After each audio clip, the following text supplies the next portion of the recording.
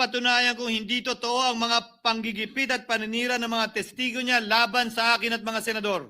Pangalawa, tututulan ko ang paglilihis at diversyon na ginagawa niya palayo sa kanya at sa Kamara. Pangatlo, hindi ko papayagang sirain ang mga senador pag away-awayin tayo at sirain ang institusyon ng Senado. Pangapat, pinaniniwalaan ko at saludo ako kay Sergeant Gutesa at iba pang katulad niya sa paglabas ng katotohanan.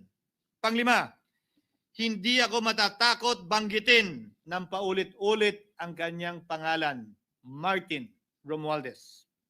At ipaglalaban kong ipatawag at imbestigahan si Martin Romualdez at lahat ng kanyang mga kasangkot at kasama. Ginoong Pangulo, mga minamahal kong kababayan, kung nais niyong lumitaw ang katotohanan, kung nais niyong panagutin ang tunay na salarin, kung nais po niyong makulong ang tunay na may kasalanan, huwag ninyong kampihan si Martin Romualdez.